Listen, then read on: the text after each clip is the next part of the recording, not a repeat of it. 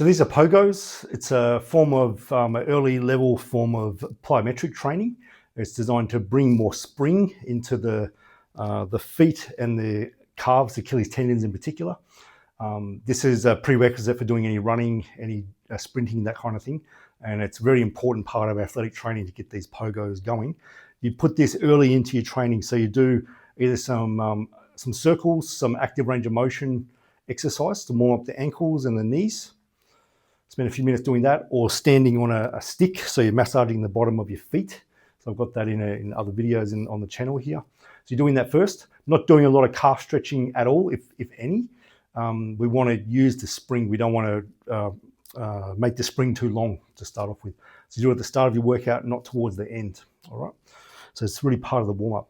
And what it is, you're staying vertical with your body, your legs are staying straight, and you're jumping from your ankles. So it's this. So there's a short contact time. So we're not here, then up here, then we're up. That's a long contact time. Shortest possible contact time. And we're doing 12 to 20 bounces, having a rest, walk around. We're not going crazy with it. We're doing 2 to 3 sets. That's all we're doing.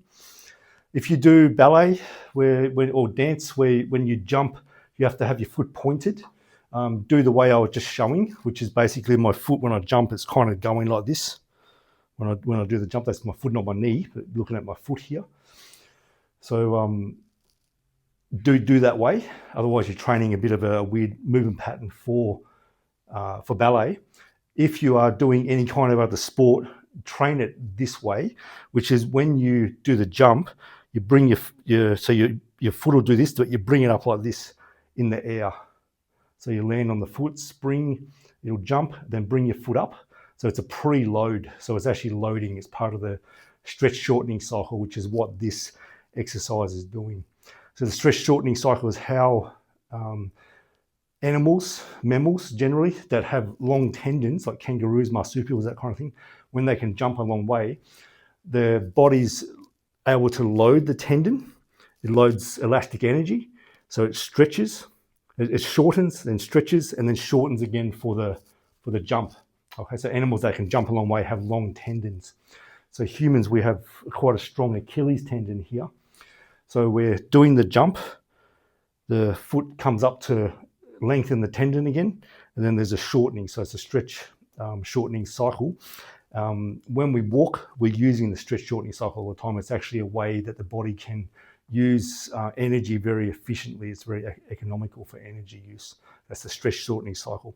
So we're doing that in this exercise. So when you do the pogo, you bring your foot up like this. Okay, I'll show you.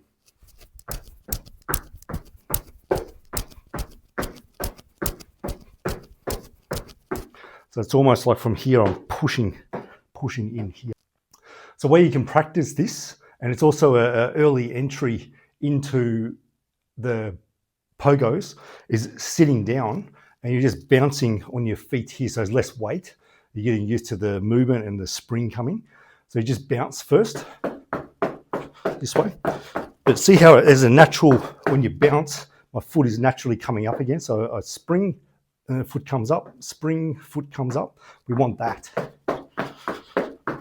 So there's a lift of the foot after each spring. And once you get used to that,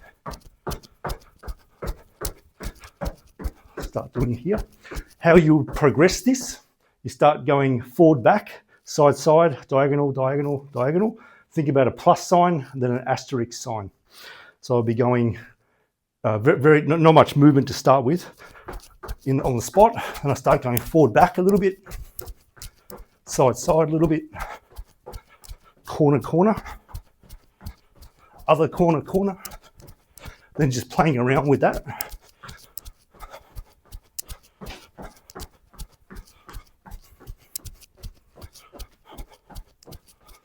So we get strong in those positions. Then we're going to start making bigger forward, back, bigger side, side. There's more magnitude of force going through the tendons. And then we want to get into jumps as well, spins, I should say. So we're jumping face sideways, front way, full 180, Okay, in both directions too. Again, we're doing fairly low reps, not going crazy with it. 12 to 20 reps, have a rest. Maximum 4 sets needed whenever you train. This can be trained every day and can be done every second day too to get good results.